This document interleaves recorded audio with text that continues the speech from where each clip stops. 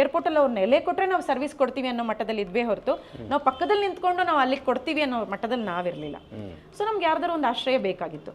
ಏರ್ಪೋರ್ಟಲ್ಲಿ ಹೆಂಗೆ ವರ್ಕ್ ಆಗುತ್ತೆ, ಯಾವ ರೀತಿ ನಾವು ಮಾಡ್ಬೋದು ಅನ್ನೋದಕ್ಕೋಸ್ಕರ ನಾವು ವಿಚಾರಧಾರಿಯಾಗಿ ನಾವು ಅಲ್ಲಿ ಹೋದ್ವಿ. ನಾವು ಸರ್ ಇದನ್ನು ಮಾಡ್ತೀವಿ ಅಂತ. ಮೇಡಮ್ ಇದೆಲ್ಲ ಆಗದಿರೋ ಅಂಥ ವಿಷಯ, ದಯವಿಟ್ಟು ಬರಬೇಡಿ ಏರ್ಪೋರ್ಟಿಗೆ, ಇಲ್ಲಿ ಆಲ್ರೆಡಿ 2,000 ಕ್ಯಾಬ್ ಇದೆಯಲ್ಲ, ನಮಗೆ ನಿಮ್ಮ ಅವಶ್ಯಕತೆ ಏನಿಲ್ಲ, ಸೊ ನೀವೇನು ಬರೋದೇನು ಬೇಕಾಗಿಲ್ಲ, ಇಲ್ಲಿ ಇಷ್ಟು ಕ್ಯಾಬ್ ಇದೆ, ಇಷ್ಟು ಇದೆ, ನಾವು we are very much comfortable with the men drivers. Issues ಇದ್ರೆ ಅವ್ರ ಫ್ಯಾಮಿಲಿ ಜೊತೆ ಬರ್ತಾರೆ, you don't have any requirement madam ಅಂದರು. ಸೊ ಅದಾದಮೇಲೆ ನಾನು ಮನೆಗೆ ಬಂದು ನಾನು ನನ್ನ ಹಸ್ಬೆಂಡ್ ಮಾತಾಡ್ಬೇಕಾದ್ರೆ ನಾವು ಯಾಕೆ ಮೋದಿಗೊಂದು ಲೆಟ್ರ್ ಬರಿಬೋದು, ಮೋದಿಜಿಗೆ ಒಂದು ಲೆಟ್ರ್ ಬರೋದು ನೋಡೋಣ ಏನಾಗುತ್ತೋ ಗೊತ್ತಿಲ್ಲ. ಎಷ್ಟೋ ಜನ ಹೇಳ್ತಾರೆ ನಾವು ಆ ಫಂಡ್ಸ್ ಇದೆ, ಈ ಫಂಡ್ಸ್ ಇದೆ, ಇಷ್ಟು ಕೋಟಿ ಇದೆ, 475 ಕೋಟಿ ಹೆಣ್ಮಕ್ಳಿಗಿದೆ, ಆಂಟ್ರಪ್ರಿನಿಯರ್ಸಿಗೆ ಸಿಗುತ್ತೆ ಅಂತ. ಬಟ್ ಇದು ಯಾವುದು ನಮ್ಮಂಥವ್ರಿಗೆ ಎಟುಕುವಂಥದ್ದಲ್ಲ. ಫಸ್ಟ್ ಆಫ್ ಆಲ್ ನಿಜ ಸತ್ಯಗಳು ತುಂಬಾ ಗೊತ್ತಾಯಿತು ಸರ್. ಒಂದು ಸಪೋರ್ಟ್ ಸಿಗಲ್ಲ, ಒಂದು ನಿಮಗೆ ಕರೆಕ್ಟಾಗಿ ಏನು ಮಾಡಬೇಕು ಅಂತ ಗೈಡೆನ್ಸ್ ಇರಲ್ಲ, ಯಾರು ಕ್ಲಾರಿಟಿ ಕೊಡೋಕೆ ನಿಂತ್ಕೊಳ್ಳಲ್ಲ, ಎಲ್ಲರೂ ನಮ್ಮನ್ನ ಮಿಸ್ಲೀಡ್ ಮಾಡೋಕ್ಕೆ ಇದು ಮಾಡ್ತಾರೆ. ಹಲವಾರು ಕಾರಣದಲ್ಲಿ ನಾವು ನಿಮ್ಮನ್ನ ಸಪೋರ್ಟ್ ಮಾಡ್ತೀವಿ ಅಂತಾರೆ, ಅದು ಬೇರೆ ಥರನೇ ಸಪೋರ್ಟ್ ಆಗಿರುತ್ತೆ. ನಮ್ಮ ಮನೆ ಮಕ್ಕಳಿಗೂ ಹೆಲ್ಪ್ ಆಗುತ್ತೆ, but nobody was ready to give the loans. Advance ಕೊಡೋಕೆ ಅವ್ರದ್ದು ತೊಡಕುಗಳಿದೆ. ಯಾಕಂತ ಹೇಳಿದ್ರೆ they are not sure about what is next in this project. ಕೊಟ್ಟ ಮೇಲೇನು ರಿಕವರಿ ಹೇಗಾಗುತ್ತೆ? This is a new concept what they are bringing and they don't have any experience. ನಾಳೆ success ಆಗಲಿಲ್ಲ ಅಂದರೆ ಆಲ್ಮೋಸ್ಟ್ 1 crore ಹೇಗೆ ಕೊಡೋದು? ಇಂಡಕ್ಷನಿಗೆ ಬನ್ನಿ ಅಂತಾರೆ, ಅವತ್ತು ರಾತ್ರಿ ಮುಗ್ದೋಗುತ್ತೆ ಅಂತಂತಾರೆ, ಆಗ್ತಾಯಿಲ್ಲ ಕೆಲಸ.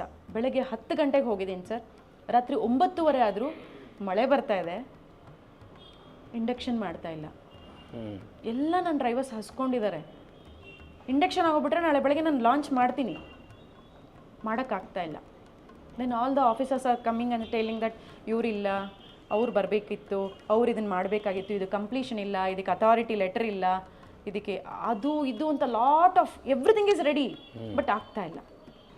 ಅದಾದಮೇಲೆ launching June first time in India June 7, 2019 10 o'clock ಎಲ್ಲ ಕ್ಯಾಬು ಲಾಂಚ್ ಆಯಿತು ಸರ್. 14 ನ್ಯೂಸ್ ಪೇಪರ್ಸ್ ಕವರ್ ಆಯಿತು. ಸರ್ ಬಂದು ಮಾಡಿಕೊಟ್ರು, ಅವರೆಲ್ಲ ಅಷ್ಟು ಜನ ಹುಡುಗಿರಿಗೆ ವೆಲ್ಕಮ್ ಮಾಡಿದ್ರು. ಒಂದೊಂದೇ ಕಾರು ಹೋಗೋಕ್ಕೆ ಶುರುವಾಯಿತು. Then he asked me, last ಕಾರ್ನು ಕಳಿಸ್ಬಿಡು, ಯಾರು ಡ್ರೈವ್ ಮಾಡ್ತಾ ಇದ್ದಾರೆ? Sir I am the driver today sir, ನಾನೇ ಹೋಗ್ತಾ ಇದ್ದೀನಿ. ಅವರು ಅವಾಗ ನಿಜವಾಗ್ಲೂ ಶಾಕ್ ಆಗಿಬಿಟ್ರು.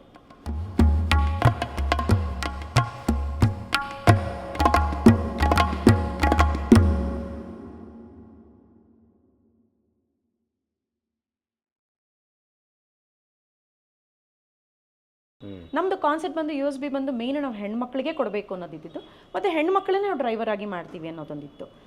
ಸೊ ಇದು ನಿಟ್ಟಿನಲ್ಲಿ ಆದಷ್ಟು ಹೆಣ್ಮಕ್ಳು ಇಂಟರ್ನ್ಯಾಷನಲ್ ಏರ್ಪೋರ್ಟಿಗೆ ಬಿಸ್ನೆಸ್ ಇದಕ್ಕಾಗಲಿ ಮತ್ತು ಅವರ ಫ್ಯಾಮಿಲೀಸ್ಗಾಗಲಿ ಅಧಿಕಾರ ಆಗಲಿ ಅವ್ರು ನೈಟ್ ಟೈಮ್ ಓಡಾಡ್ತಾರೆ. ಅಂಥ ಹೆಣ್ಮಕ್ಳಿಗೆ ನಾವು ರೀಚ್ ಔಟ್ ಆಗಬೇಕಾದ್ರೆ ನಮಗೆ ಏರ್ಪೋರ್ಟ್ ಬೇಕಾಗಿತ್ತು ಸರ್. ನಾವು ಏರ್ಪೋರ್ಟಿಗೆ ಬೇಕಾಗಿತ್ತು, ಮತ್ತು ನಾವೇನು ಹ್ಯೂಜ್ ಕ್ಯಾಬ್ಸ್ನ ಇಟ್ಕೊಂಡು ನಾವು ಏರ್ಪೋರ್ಟಿಗೆ ಬರ್ತೀವಿ ಅನ್ನೋ ಮಟ್ಟದಲ್ಲಿ ನಾವಿರಲಿಲ್ಲ. ನಮಗೆ ಒಂದು ಸೇಫ್ಟಿ ಕೊಡಬೇಕು, ಸರ್ವಿಸ್ ಕೊಡಬೇಕು ಅನ್ನೋದಿತ್ತು, ಬಟ್ ನಾವು ಆ ಮಟ್ಟದಲ್ಲಿ ಬೆಳೆದಿರಲಿಲ್ಲ. ಓಕೆಪ್ಪ ನಾನು ಏರ್ಪೋರ್ಟ್ ಪಕ್ಕದಲ್ಲೇ ಇಟ್ಕೊಂಡು ನಾನು ನಡೆಸ್ತೀನಿ ಬಿಸ್ನೆಸ್ನ ಅನ್ನೋ ಮಟ್ಟದಲ್ಲಿ ನಾವಿರಲಿಲ್ಲ. ನಮಗೆ ಯಾರ್ದಾರು ಒಂದು ಆಶ್ರಯ ಬೇಕಾಗಿತ್ತು. ಏರ್ಪೋರ್ಟಲ್ಲಿ ಅವ್ರನ್ನ ಎಲೆ ಕೊಟ್ಟರೆ ನಾವು ಸರ್ವಿಸ್ ಕೊಡ್ತೀವಿ ಅನ್ನೋ ಮಟ್ಟದಲ್ಲಿ ಇದ್ವೇ ಹೊರತು ನಾವು ಪಕ್ಕದಲ್ಲಿ ನಿಂತ್ಕೊಂಡು ನಾವು ಅಲ್ಲಿಗೆ ಕೊಡ್ತೀವಿ ಅನ್ನೋ ಮಟ್ಟದಲ್ಲಿ ನಾವಿರಲಿಲ್ಲ. ಸೊ ನಮ್ಗೆ ಯಾರ್ದಾರು ಒಂದು ಆಶ್ರಯ ಬೇಕಾಗಿತ್ತು. ಏರ್ಪೋರ್ಟಲ್ಲಿ ಹೆಂಗೆ ವರ್ಕ್ ಆಗುತ್ತೆ, ಯಾವ ರೀತಿ ನಾವು ಮಾಡ್ಬೋದು ಅನ್ನೋದಕ್ಕೋಸ್ಕರ ನಾವು ವಿಚಾರಧಾರಿಯಾಗಿ ನಾವು ಅಲ್ಲಿ ಹೋದ್ವಿ. ನಾವು ಸರ್ ಇದನ್ನು ಮಾಡ್ತೀವಿ ಅಂತ. ಮೇಡಮ್ ಇದೆಲ್ಲ ಆಗದಿರೋ ಅಂಥ ವಿಷಯ, ದಯವಿಟ್ಟು ಬರಬೇಡಿ ಏರ್ಪೋರ್ಟಿಗೆ, ಇಲ್ಲಿ ಆಲ್ರೆಡಿ 2,000 ಕ್ಯಾಬ್ ಇದೆಯಲ್ಲ, ನಮಗೆ ನಿಮ್ಮ ಅವಶ್ಯಕತೆ ಏನಿಲ್ಲ, ಸೊ ನೀವೇನು ಬರೋದೇನು ಬೇಕಾಗಿಲ್ಲ, ಇಲ್ಲಿ ಇಷ್ಟು ಕ್ಯಾಬ್ ಇದೆ, ಇಷ್ಟು ಇದೆ, ನಾವು we are very much comfortable with the men drivers. Issues ಇದ್ರೆ ಅವ್ರ ಫ್ಯಾಮಿಲಿ ಜೊತೆ ಬರ್ತಾರೆ, you don't have any requirement madam ಅಂದರು. ನಾನು ಆಮೇಲೆ ಸುಮಾರು ರೀತಿಯಲ್ಲಿ ಅವ್ರಿಗೆ ಎನ್ರೋಲ್ ಮಾಡೋಕ್ಕೆ ನೋಡಿದೆ ಸರ್. ನಾವು ಯಾರಿಗೂ ಕನ್ವಿನ್ಸ್ ಮಾಡೋಕ್ಕಾಗೋದಿಲ್ಲ. ಎನ್ರೋಲ್ ಮಾಡ್ಬೋದು, ನಮ್ಮ ಪ್ರಾಜೆಕ್ಟಿಗೆ ಎನ್ರೋಲ್ ಮಾಡಿದರೆ ಅವ್ರು ಸಂಪೂರ್ಣ ನಮಗೆ ಸಪೋರ್ಟ್ ಸಿಗುತ್ತೆ ಅನ್ನೋದ್ರ ಮೇಲೆ. ಕನ್ವಿನ್ಸ್ ಮಾಡಿದರೆ ಅದು ಕನ್ವಿನ್ಸ್ ಅಷ್ಟೇ ಆಗ್ಬಿಡುತ್ತೆ ಅನ್ನೋದು ಕಾನ್ಸೆಪ್ಟ್ ಇತ್ತು. ಸೊ ಅಲ್ಲಿ ಹೋದ್ಮೇಲೆ ಅವರೇ ನಮ್ಗೆ ಹೇಳಿದ್ದು, ಇಲ್ಲ ಮೇಡಮ್ ಇದು ಆಗೋದೇ ಇಲ್ಲ ಅಂತ. ಓಕೆ ಸರ್, ಈಗ ಮೆಗಾ ಮೇರು ಎಲ್ಲ ಬರ್ತಾ ಇದೆ ಅಲ್ಲ, ಓಲಾ ಊಬರ್ ಎಲ್ಲ ಬರ್ತಾ ಇದೆಲ್ಲ, ಆ ಥರ ನಾವು ಬಂದರೆ ಹೇಗೆ ಸರ್? ಮೇಡಮ್ ಅದು ಬರೋದಕ್ಕೆ ನೀವು 100 ಕ್ಯಾಬ್ಸ್ ತರಬೇಕು, ಆಗುತ್ತಾ? ಇಲ್ಲ ಸರ್ ನನಗೆ 100 ಕ್ಯಾಬ್ಸ್ ತರೋಕ್ಕಾಗಲ್ಲ, ನಾನು ಏನೇ ನೀವು ನಮಗೆ ಒಪ್ಪಿಗೆ ಕೊಟ್ಟರು ನಾವು 10 ಕ್ಯಾಬ್ಸ್ ಮೇಲೆ ಬರೋದು, 10, 15, 20, 30 ಅಷ್ಟೇ ಈ ಟೈಮಿಗೆ. ಫಸ್ಟ್ ಇದನ್ನು ಕ್ಲಿಕ್ ಮಾಡಿ ನೋಡೋಣ ಸರ್.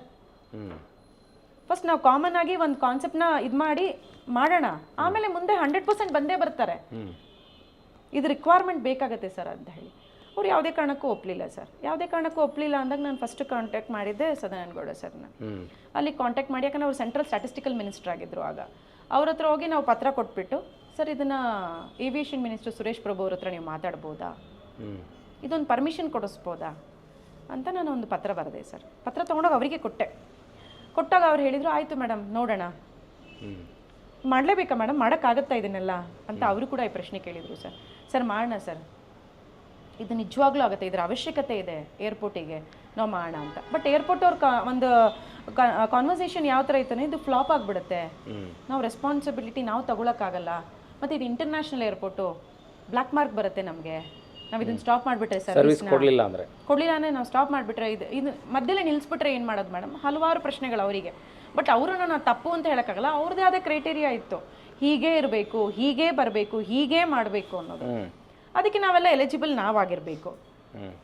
ಅವ್ರು ನೀವು ಅಲ್ಲಿದ್ದೀರಾ, ನೀವು ಆ ಸ್ಥಾನದಲ್ಲಿ ಇದ್ದೀರಾ, ನಾವು ನಿಮಗೆ ಪರ್ಮಿಷನ್ ಕೊಡೋಕ್ಕೆ ಅನ್ನೋ ಒಂದು ಪ್ರಶ್ನೆ. ನಾವು ಆ ಸ್ಥಾನದಲ್ಲಿ ಇಲ್ಲ ಅನ್ನೋ ನಾವು ಪ್ರೂವ್ ಮಾಡ್ತೀವಿ, ನಮಗೆ ಟೈಮ್ ಕೊಡಿ ಅನ್ನೋ ಪ್ರಶ್ನೆ ನಂದು. ಪತ್ರ ಬರೆದ್ವಿ. ಈ ಪತ್ರದಲ್ಲಿ ನಾವು ಅವರಿಗೆ ಪತ್ರ ಕೊಟ್ವಿ. ಆಯಿತು ಮೇಡಮ್ ನಾನು ಮಾತಾಡ್ತೀನಿ ಅಂತ ಹೇಳಿದ್ರು. ಅವ್ರು ಮಾತಾಡ್ತೀನಿ ಅಂತ ಅಂದಮೇಲೆ ನಾವು ಸುಮಾರು ದಿನ ನಾವು ವೆಯ್ಟ್ ಮಾಡಿದ್ವಿ. ಮತ್ತು ನಾವು ಏರ್ಪೋರ್ಟಿಗೆ ಮೀಟ್ ಮಾಡ್ತಾನೆ ಇದ್ವಿ. ಅವರು ನಮಗೆ ನೆಗೋಸಿಯೇಷನ್ ಮಾಡ್ತಾನೆ ಇದ್ರು, ಇಲ್ಲ ಮೇಡಮ್ ನೀವು ಇಂಡಿವಿಜುವಲ್ ಆಗಿ ಬರೋಕ್ಕಾಗಲ್ಲ, ನೀವು ಕ್ಯಾಬ್ ಇದು ಮಾಡಿರಬೇಕು, ಇಲ್ಲ ಈ ಥರ ಫಾರ್ಮಾಲಿಟೀಸಲ್ಲಿ ಬರಬೇಕು, ಇಲ್ಲ ನೀವು ಟೆಂಡರಲ್ಲಿ ಬಂದಿರಬೇಕು, ಇದೆಲ್ಲ ಇದೆ, ನೀವು ಅಷ್ಟು ಸುಲಭವಾಗಿ ಮಾಡೋಕ್ಕಾಗಲ್ಲ ಅಂತ. ಇದೆಲ್ಲ ನೋಡಿ ಎಲ್ಲೋ ಒಂದು ಕಡೆ ನನ್ನ ಕೈಲಿ ಆಗದಿರೋದು ನಾನು ಮುಟ್ತಾ ಇದ್ದೀನಾ. ಊಬರ್ ಜೊತೆ ಟೈಪ್ ಮಾಡ್ಕೋಬೋದಾಗಿತ್ತಾ ಸರ್? ಊಬರ್ ಜೊತೆ ಮಾಡೋಕ್ಕೆ ನನಗೆ ಫಸ್ಟು ಬಂದಿದ್ದು ಇದನ್ನು ಗೋಪಿಂಕಾಗೆ ಮಾಡಬೇಕು ಅನ್ನೋದೊಂದು ಮನಸ್ಸಲ್ಲಿತ್ತು ಸರ್. ನಿಮ್ಮ ಬ್ರ್ಯಾಂಡೇ ಮಾಡಬೇಕು, ನನ್ನ ಬ್ರ್ಯಾಂಡ್ ಮಾಡಬೇಕು ಅನ್ನೋದು ಮೊದಲು ಮನಸ್ಸಲ್ಲಿತ್ತು. ಇದ್ರ ಜೊತೆಗೆ ಓಲೋ ಒಬ್ಬರು ಯಾರೂ ಬಂದು ನನಗೆ ಅವಾಗ ಕಾಲ್ ಮಾಡಿ ಕೇಳಲಿಲ್ಲ. ಬಟ್ ನಾನು ಅವಾಗ ಇನ್ನೂ ಪ್ರಯತ್ನ ಪಡ್ತಾ ಇದ್ದೆ ಅಷ್ಟೇ. ಗೋಪಿಂಗ್ ಬಂದಿತ್ತಷ್ಟೇ. ಬಟ್ ನಾನು ಒಂದು ದೊಡ್ಡ ಸಮುದ್ರದಲ್ಲಿ ನಾನು ಒಬ್ಳು ಹೋಗಿ ಏನೋ ಒಂದು ಮಾಡ್ತೀನಿ ಅಂತ ಹೇಳ್ತಾ ಇದ್ದೀನಿ. ಬಟ್ ನಾನು ಕೇಳೋ ಪರಿಸ್ಥಿತಿಯಲ್ಲಿ ಯಾರೂ ಇರಲಿಲ್ಲ. ಸೊ ಅದಾದಮೇಲೆ ನಾನು ಮನೆಗೆ ಬಂದು ನಾನು ನನ್ನ ಹಸ್ಬೆಂಡ್ ಮಾತಾಡ್ಬೇಕಾದ್ರೆ ನಾವು ಯಾಕೆ ಮೋದಿಗೆ ಒಂದು ಲೆಟ್ರ್ ಬರಿಬೋದು, ಮೋದಿಜಿಗೆ ಒಂದು ಲೆಟ್ರ್ ಬರೋದು ನೋಡೋಣ, ಏನಾಗುತ್ತೋ ಗೊತ್ತಿಲ್ಲ. ಯಾಕಂದರೆ ಈ ಮುಂಚೆ ನಾವು ಒಂದು ಲೆಟ್ರ್ ಬರೆದಿದ್ವಿ. ಯಾವುದರಲ್ಲಿ ಅಂತ ಹೇಳಿದ್ರೆ, ಒಂದು ಟ್ರೈನಲ್ಲಿ ನಾವು ಶಿರಡಿಯಿಂದ ಬರ್ತಾ ಇದ್ವಿ. ಶಿರಡಿಯಿಂದ ಬರಬೇಕಾದ್ರೆ ಏನಾಯಿತು, ಟ್ವೀಟ್ ಮಾಡಿದ್ರಾ? ಹೌದು ಸರ್. ಇಲ್ಲ ಸರ್, ಅದಕ್ಕೆ ಸಜೆಷನ್ ಬಾಕ್ಸಲ್ಲಿ ನಮ್ಮದೊಂದು ಇದನ್ನೇ ಹಾಕಿದ್ವಿ, ನಮ್ಮ ಎಕ್ಸ್ಪೀರಿಯನ್ಸ್ನ ಹಾಕಿದ್ವಿ.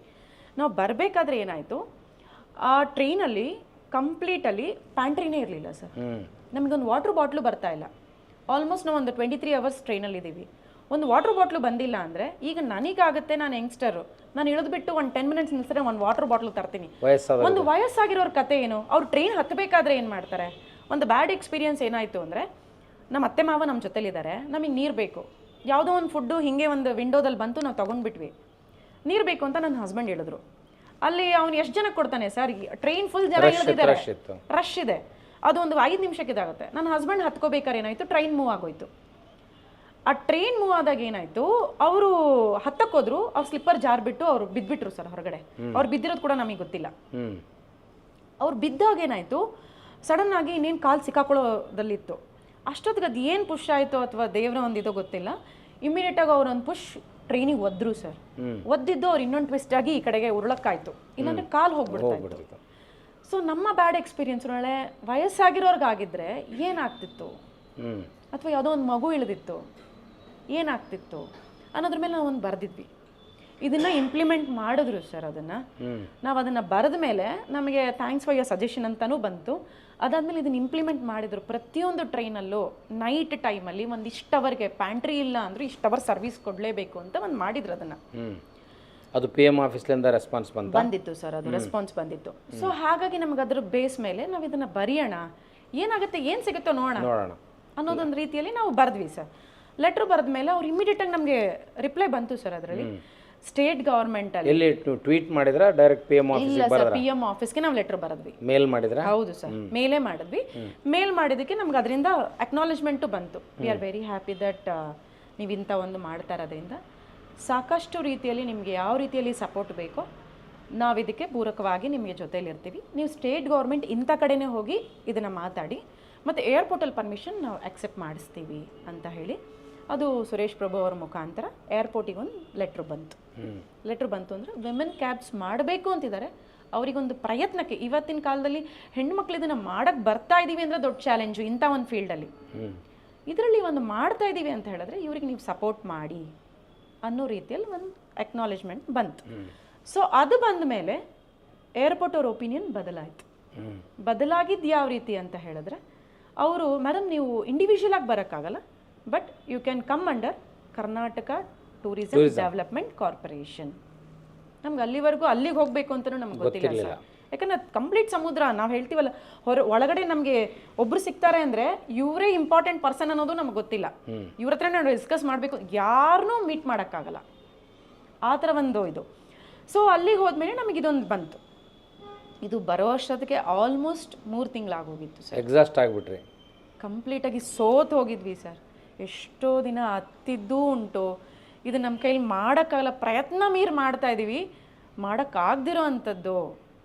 ಮತ್ತು ಎಷ್ಟೋ ಜನ ಹೇಳ್ತಾರೆ ನಾವು ಆ ಫಂಡ್ಸ್ ಇದೆ, ಈ ಫಂಡ್ಸ್ ಇದೆ, ಇಷ್ಟು ಕೋಟಿ ಇದೆ, 475 ಕೋಟಿ ಹೆಣ್ಮಕ್ಳಿಗಿದೆ, ಆಂಟ್ರಪ್ರಿನಿಯರ್ಸಿಗೆ ಸಿಗುತ್ತೆ ಅಂತ. ಬಟ್ ಇದು ಯಾವುದು ನಮ್ಮಂಥವ್ರಿಗೆ ಎಟುಕುವಂಥದ್ದಲ್ಲ.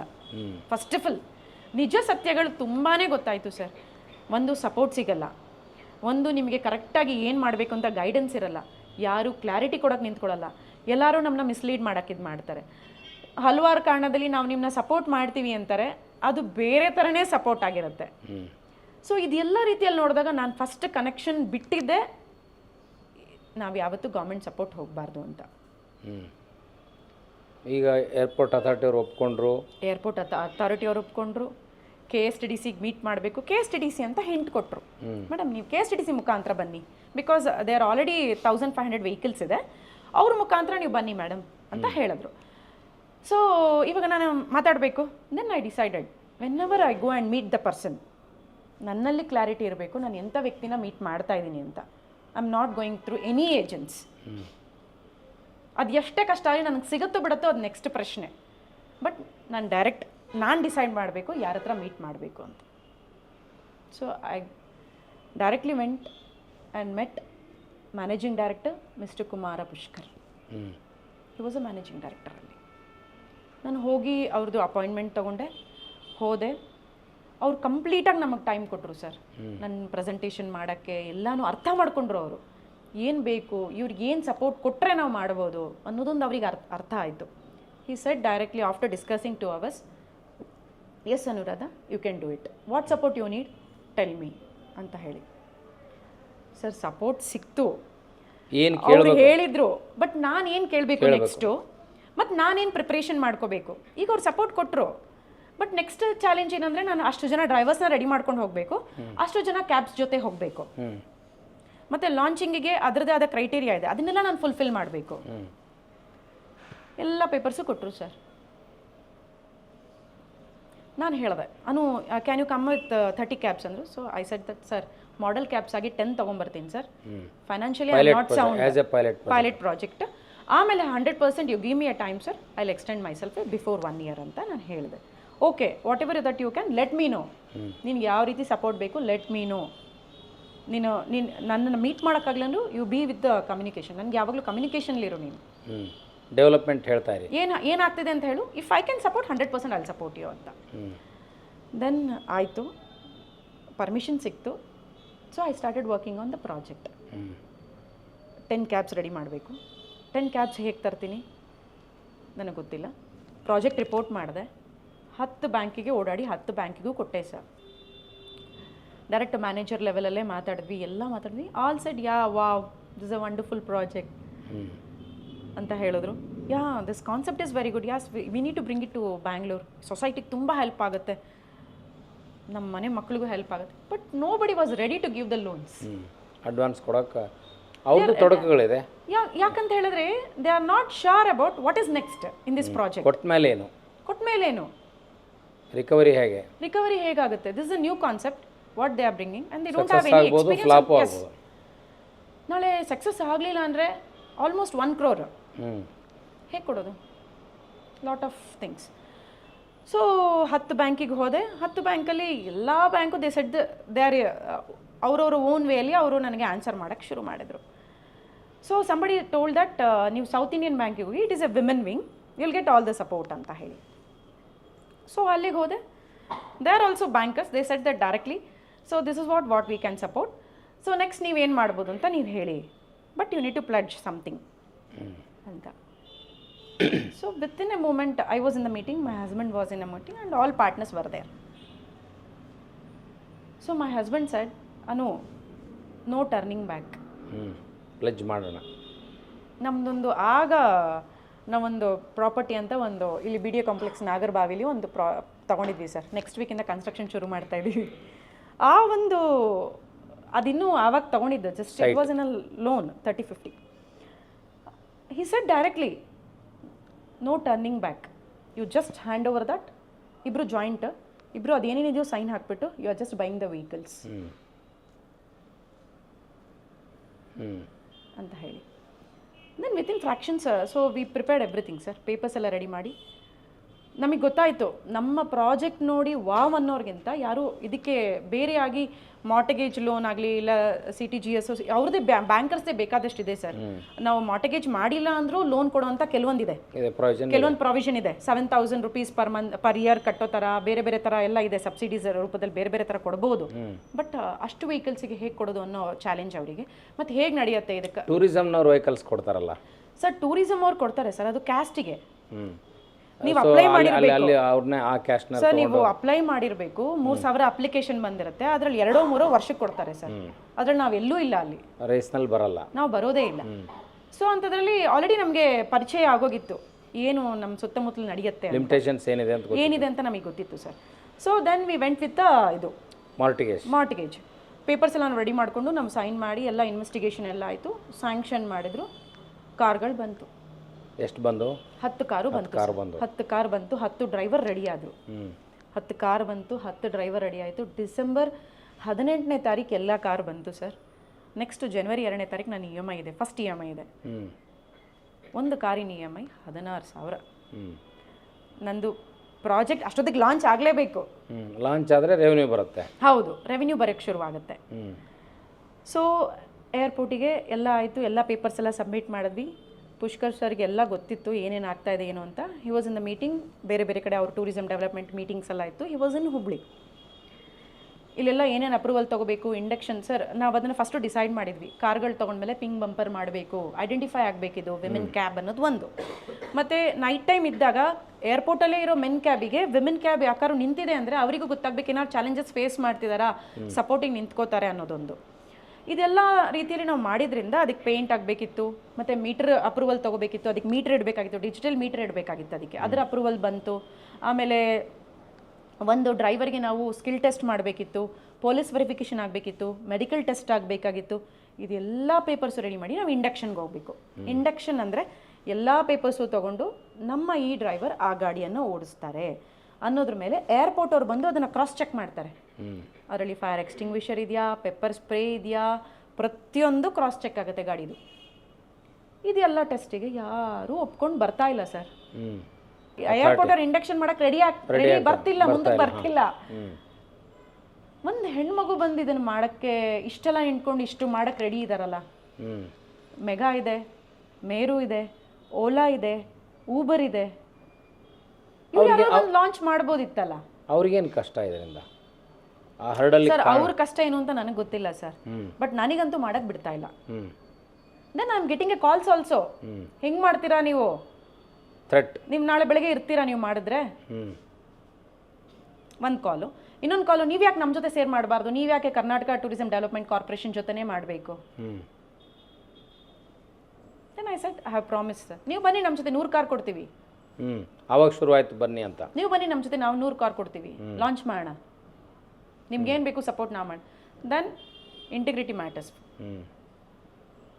ಫಸ್ಟು ಸೇರಿ ಪುಷ್ಕರ್ ಸರ್ ಎಲ್ಲ ತಿಳ್ಕೊಂಡು ಒಂದೊಂದು ಸ್ಟೆಪ್ಪಿಗೂ ನಮಗೆ ಸಪೋರ್ಟ್ ಮಾಡಿ ಬಂದಮೇಲೆ and I have promised him, yes sir ನಾನು ನಿಮ್ಮ ಜೊತೆ ಇದ್ದು ಇದನ್ನು ಮಾಡ್ತೀನಿ ಅಂತ. ನಾನು ಎಲ್ಲರಿಗೂ ಹೇಳಿದ್ದು ಒಂದೇ ಮತ್ತು sir already I given my word. So ನನಗೆ ಇನ್ನೊಂದು ಏನಿತ್ತು ಅಂದರೆ, ನಾಳೆ ಮುಂಬರುವ ದಿನಗಳಲ್ಲಿ ನನಗೆ ಗೌರ್ಮೆಂಟ್ ಸಬ್ಸಿಡೀಸ್ ಏನಾದ್ರು ಒಂದು ಮಾಡಿಸ್ಬೋದು ನಾನು ಹೆಣ್ಮಕ್ಳಿಗೆ ಯಾಕಂದರೆ ತೆಲಂಗಾಣ ಗೌರ್ಮೆಂಟ್ ಆಗ್ಬೋದು, ಬೇರೆ ಗೌರ್ಮೆಂಟ್ ಅವರೆಲ್ಲ ನಾವು ಶುರು ಮಾಡಿದ್ಮೇಲೆ ಇಮಿಡಿಯೇಟ್ಲಿ ಬೇರೆ ಬೇರೆ ವಿಮೆನ್ಸ್ ಆ ಸ್ಟೇಟಲ್ಲಿ ಶುರು ಮಾಡಿದ್ದಾರೆ. ಮಾಡಿದ್ರು ನಿಮ್ಮ ಹೌದು, ಆ ಕಾನ್ಸೆಪ್ಟ್ ನೋಡಿಕೊಂಡು ಹೌದು ಡಿಸ್ಕ್ಲೋಸ್ ಆಗಿತ್ತಾ? ಶಿ ಕ್ಯಾಬ್ ಬಂತು. ನೀವು ಡಿಸ್ಕ್ಲೋಸ್ ಮಾಡಿದ್ರಾ? ನೀವು ಮಾಡಿದ್ಮೇಲೆ ಬಂತ ಮುಂಚೆ ಅಲ್ಲಿ? ಇಲ್ಲ ಸರ್, ನಾವು ಮಾಡಿದ್ಮೇಲೆ ಸ್ಟೇಜ್ ಬೈ ಸ್ಟೇಜ್ ಬಂತು ಸರ್. ನಮ್ದು ಇವಾಗ ಪಿಂಕ್ ಎರ್ಟಿಗಾ ಪೊಲೀಸ್ ಅವ್ರದ್ದು ಪಿಂಕ್ ಕಾರ್ ಬರುತ್ತಲ್ಲ ಸರ್, ಅದು ಕೂಡ ನಮ್ಮ ಕಾನ್ಸೆಪ್ಟೇ. ನಮ್ದು ಮಾಡಿದ್ಮೇಲೆ ಅವರು ಕೂಡ ಪಿಂಕ್ ಮಾಡಿದ್ರು. ಸೊ ವಿಮೆನ್ ಕೂಡ ಡ್ರೈವ್ ಮಾಡ್ಬೋದು ಅಂತ ಈ ಥರ ಮಾಡಿದಾಗ ಸೊ ನನಗೆ ಇಂಡಕ್ಷನ್ಗೆ ಎಲ್ಲೋ ಒಂದು ಕಡೆ ರೀಸನ್ ಏನು ಅಂತ ಇಲ್ಲ, they are not completing that ಅಷ್ಟೇ. Unseen hurdle was there. ಹೌದು, ನನಗೇನು ಅಂತ ಗೊತ್ತಾಗ್ತಿಲ್ಲ. ಬಟ್ ನನ್ನ ಹೆಡ್ಡೇಕ್ ಏನಂದರೆ tomorrow morning what I am doing ಅಂತ, ನಾನು ಏನು ಮಾಡ್ತೀನಿ, ಯಾವ ರೀತಿ ಮಾಡ್ತೀನಿ ಅದನ್ನು ಅಂತ ನನಗೆ ಭಯ. ದೆನ್ ಇಂಡಕ್ಷನಿಗೆ ಬನ್ನಿ ಅಂತಾರೆ, ಅವತ್ತು ರಾತ್ರಿ ಮುಗ್ದೋಗುತ್ತೆ ಅಂತಂತಾರೆ. ಆಗ್ತಾಯಿಲ್ಲ ಕೆಲಸ. ಬೆಳಗ್ಗೆ 10 ಗಂಟೆಗೆ ಹೋಗಿದ್ದೀನಿ ಸರ್, ರಾತ್ರಿ 9:30 ಆದರೂ ಮಳೆ ಬರ್ತಾ ಇದೆ, ಇಂಡಕ್ಷನ್ ಮಾಡ್ತಾ ಇಲ್ಲ. ಎಲ್ಲ ನನ್ನ ಡ್ರೈವರ್ಸ್ ಹಸ್ಕೊಂಡಿದ್ದಾರೆ. ಇಂಡಕ್ಷನ್ ಆಗೋಗ್ಬಿಟ್ರೆ ನಾಳೆ ಬೆಳಗ್ಗೆ ನಾನು ಲಾಂಚ್ ಮಾಡ್ತೀನಿ, ಮಾಡೋಕ್ಕಾಗ್ತಾ ಇಲ್ಲ. Then all the officers are coming and telling that ಇವರಿಲ್ಲ, ಅವ್ರು ಬರಬೇಕಿತ್ತು, ಅವ್ರು ಇದನ್ನು ಮಾಡಬೇಕಾಗಿತ್ತು, ಇದು ಕಂಪ್ಲೀಷನ್ ಇಲ್ಲ, ಇದಕ್ಕೆ ಅಥಾರಿಟಿ ಲೆಟರ್ ಇಲ್ಲ, ಇದಕ್ಕೆ ಅದು ಇದು ಅಂತ lot of everything is ready, but ಆಗ್ತಾ ಇಲ್ಲ. ದೆನ್ ಇಮಿಡಿಯೇಟಾಗಿ ನನಗೆ 2 ಆಪ್ಷನ್ ಇದ್ದಿದ್ದು. ಒಂದು ಸದಾನಂದ ಗೌಡ್ರು ಸರ್ ಕಾಲ್ ಮಾಡಬೇಕು, ನಾನು ಹೇಳಬೇಕು ಈ ಥರ ಆಗ್ತಿದೆ, ಮತ್ತೇನಾದ್ರು ಒಂದು ಪರ್ಮಿಷನ್ ತೊಗೋಬೇಕು ಅಂತ, ಇಲ್ಲ ನಾನು ಪುಷ್ಕರ್ ಸರ್ಗೆ ಕಾಲ್ ಮಾಡಬೇಕು ಅಂತ. 2 ಆಪ್ಷನ್ ನನಗೆ ಕಾಣ್ತಾ ಇರೋದು. ಸರ್ಗೆ ಕಾಲ್ ಮಾಡಿದೆ, ಸ್ಟ್ಯಾಟಿಸ್ಟಿಕಲ್ ಮಿನಿಸ್ಟ್ರಿಗೆ, ಅವ್ರು ಎತ್ತಲಿಲ್ಲ ಆ ಟೈಮಲ್ಲಿ. ಇಮಿಡಿಯೇಟ್ ಪುಷ್ಕರ್ ಸರ್ಗೆ ಕಾಲ್ ಮಾಡಿದೆ, ಸರ್ ಈ ಥರ ಆಗ್ತಾಯಿದೆ, ಇದು ಆಲ್ರೆಡಿ ನಾನು 4th ಟೈಮ್ ಏರ್ಪೋರ್ಟಿಗೆ ಬರ್ತಾಯಿದ್ದೀನಿ, ನನ್ನ ಇಂಡಕ್ಷನ್ ಆಗ್ತಾ ಇಲ್ಲ, ಏನು ಮಾಡಬೇಕು ಹೇಳಿ ಅಂತ. So immediate he said one word, Anu, I am seeing what and all that you are doing, now stop. ನಾನು ಹುಬ್ಳಿ ಪ್ರೋಗ್ರಾಮ್ ಮುಗಿಸ್ಕೊಂಬರ್ತೀನಿ, ಈ ಸತಿ ನಾನು ಡೇಟ್ ಫಿಕ್ಸ್ ಮಾಡ್ತೀನಿ, ನಾನೇ ಬಂದು ನಿಂತ್ಕೊಂಡು ನೀನು ಲಾಂಚ್ ಮಾಡಿಕೊಡ್ತೀನಿ ಈ ಪ್ರಾಜೆಕ್ಟ್ನ, ನೋ ನೀಡ್ ಟು ವರಿ. ನನ್ನ ಪರ್ಮಿಷನ್ ಇಲ್ಲದೆ ನೀನು ಏರ್ಪೋರ್ಟಿಗೆ ಬರಬೇಡ. ಬಿಕಾಸ್ ನಾನು ಅದಕ್ಕಿಂತ ಮುಂಚೆ ಸುಮಾರು ಸತಿ ಹೋಗ್ಬಿಟ್ಟು ವಾಪಸ್ ಬಂದಿದ್ದೀನಿ. ಕಂಪ್ಲೀಟ್ಲಿ ಸೋತ್ ಹೋಗ್ಬಿಟ್ಟಿದ್ದೀನಿ ಸರ್. ನನಗೆ ಆಗುತ್ತೋ ಆಗಲ್ವೋ ಅಂತ, ಯಾಕಂದರೆ ತಲೆ ಮೇಲೆ ಎಷ್ಟೊಂದು ರೆಸ್ಪಾನ್ಸಿಬಿಲಿಟಿ, ಫೈನಾನ್ಷಿಯಲ್ ಆಲ್ರೆಡಿ ಸಾಲ ನೆಕ್ಸ್ಟ್ ಮಂತಿಂದ ನಾನು ಕಟ್ಟಬೇಕು. ಬಟ್ ಇದು ಯಾರೂ ಮೂವ್ ಮಾಡೋಕ್ಕೆ ರೆಡಿ ಇಲ್ಲ. ಕಣ್ಣಲ್ಲಿ ನೀರು ಬರ್ತದೆ. 19 ಜನ ಗಂಡು ಮಕ್ಳು ನನ್ನ ಸುತ್ತ ನಿಂತಿದ್ದಾರೆ, ರೀಸನ್ಗಳು ಹೇಳ್ತಾ ಇದ್ದಾರೆ. ನಾನು ಒಬ್ಬಳೇ ಹೆಣ್ಮಗಳು, ರಾತ್ರಿ 9:30 ಏರ್ಪೋರ್ಟಲ್ಲಿ ನನ್ನ ಕಣ್ಣಲ್ಲಿ ನೀರು ಬರ್ತದೆ ಸರ್. ಫಸ್ಟ್ ಟೈಮ್ ನನಗೆ ಎಷ್ಟು ಕಣ್ಣಲ್ಲಿ ನೀರು ಅಂದರೆ, ಯಾಕೆ ಒಂದು ಹೆಣ್ಮಗು ಇದನ್ನು ಮಾಡ್ತಾ ಇದೆ ಅಂದರೆ ಸಮಾಜ ಇದನ್ನು ಯಾಕೆ ಅಕ್ಸೆಪ್ಟ್ ಮಾಡ್ಕೊಳಕ್ಕೆ ರೆಡಿ ಇಲ್ಲ. ಅಟ್ಲೀಸ್ಟ್ ಬೆನ್ತಟ್ಟಿ ನಾನು ಇದಕ್ಕೆ ನಿಂತ್ಕೊಂಡು ನಾನು ಮುಂದುವರಿಸ್ತೀನಿ ಅನ್ನೋ ಒಂದು ಇದಿಲ್ವಲ್ಲ. ನಾನು ಇಲ್ಲೂ ಸೋಲ್ತಾ ಇದ್ದೀನ. ಅವ್ರ ಮುಂದೆ ಕಣ್ಣಲ್ಲಿ ನೀರು ಬರಬಾರ್ದು ಅಂತ ಇದೆ, ಬಟ್ ನನಗೆ ಗೊತ್ತಿಲ್ಲ, ತೋರಿಸ್ಬೇಕಲ್ಲ. ನನಗೆ ಒಂಥರ ನಾನು ಎಲ್ಲೋ ಸೋತೋಗ್ತಾ ಇದ್ದೀನಿ. ನನ್ನನ್ನು ನಂಬ್ಕೊಂಡು ಅಷ್ಟು ಜನ ಹೆಣ್ಮಕ್ಳು ನಿಂತಿದ್ದಾರೆ, ಅವ್ರ ಭವಿಷ್ಯ. ಆವತ್ತೇ ಅಂದ್ಕೊಂಡೆ ಸರ್, ನಾನು 100% ನಾನು ಲಾಂಚ್ ಮಾಡೇ ಮಾಡ್ತೀನಿ, ಏನಾದರೂ ಬರಲಿ ಅನ್ನೋ ಒಂಥರ. ಪುಷ್ಕರ್ ಸರ್ ಹೇಳಿದ್ರು, ಆಯಿತು ನಾನೇ ಬಂದು ನಿಂತ್ಕೊಂಡು ಮಾಡ್ತೀನಿ ಅಂತ. ದೆನ್ ಡಿಸೆಂಬರ್ 21 ಅವರೇ ಬಂದರು. ಅವರು he spoke directly to CEO of airport. Immediate ಅವರೇ ಪರ್ಮಿಷನ್ ತೊಗೊಂಡ್ರು. ಅವ್ರ ಪರ್ಮಿಷನ್ ತೊಗೊಂಡು, ನನಗೆ ಗೊತ್ತೇ ಇಲ್ಲ ಸರ್ ಅವ್ರು ಏನೇನು ಯಾರ್ಯಾರು ಬರ್ತಾರೆ ಅಂತ ಗೊತ್ತಿಲ್ಲ. Then he ask me one question, Anu ನಿನಗೆ ಲಾಂಚಿಂಗಿಗೆ ಯಾರನ್ನಾರು ಕರಿಬೇಕು ಅಂತಿದೆಯಾ, ನಿಂದು ಪ್ರಿಪ್ರೇಷನ್ ಇದೆಯಾ ಅಂತ. ನನಗೆ ಒಂದು ಸ್ವಲ್ಪ ಸೆಲೆಬ್ರಿಟೀಸ್ನ ಅವನ್ನ ಕರಿಬೇಕು ಅಂತದೆ. ಸೊ ನೀನು ಲಿಮಿಟ್ ಮಾಡ್ಕೊ, ನಾನು ಮಿಕ್ಕಿದ ಪ್ರಿಪ್ರೇಷನ್ ನಾನು ಮಾಡ್ತೀನಿ, ಏನೇನು ಬೇಕೋ ರೆಡಿ ನೀನು ಮಾಡ್ಕೊ ಅಂತ ಈ ಸೆಡ್.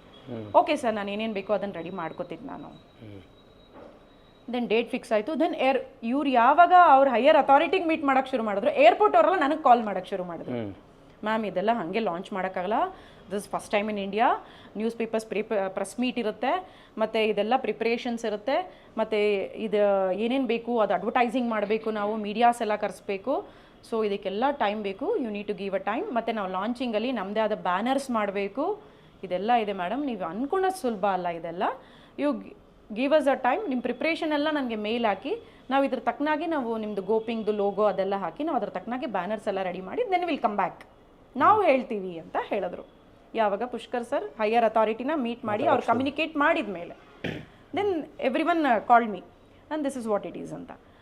ಸೊ ಅದಾದಮೇಲೆ then sir has given the time, date also, this is what it is, you need to be here before 9:30, launching is 10 o'clock and everything is surprise ಅಂತ.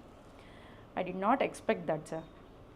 10 ಜನ ಡ್ರೈವರ್ಸ್ ಇದ್ದವರು, ಒಬ್ಬಳಿಗೆ health upset ಆಗೋಯ್ತು ನೈಟಿಗೆ. She called me and she said, ma'am ನನಗೆ ಬರೋಕ್ಕಾಗ್ತಿಲ್ಲ, ನಾನು admit ಆಗಿಬಿಟ್ಟಿದ್ದೀನಿ ಅಂತ.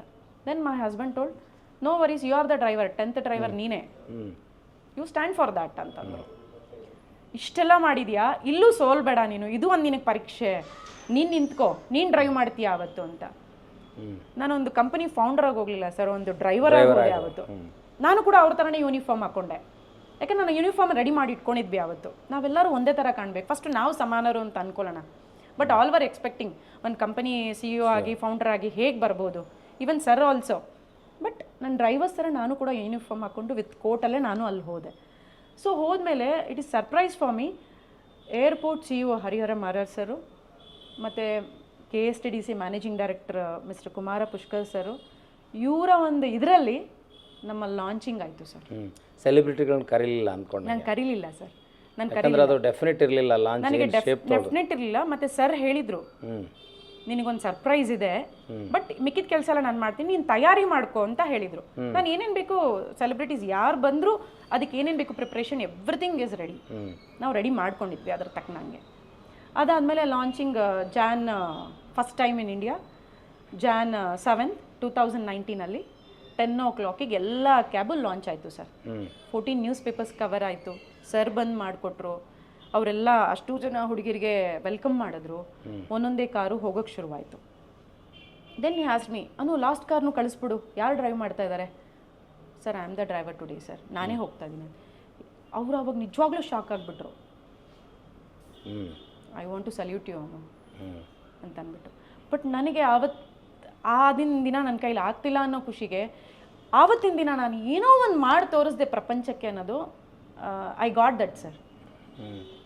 ನನ್ನ ಜರ್ನಿಲಿ ಹೋಲ್ ಆ ಸಂತೋಷ, ಹೆಣ್ಮಕ್ಳು ಮೂವ್ ಮಾಡಿದ್ದ ಒಂದೊಂದು ಪ್ರತಿಯೊಂದು ಕಾರಲ್ಲೂ ನನಗೆ ಆ ಸಂತೋಷ ಕಾಣ್ತು. ಅವಾಗ ನಿಮಗೆ ಫಸ್ಟ್ ಕಸ್ಟಮರ್ ಸಿಕ್ರಾ?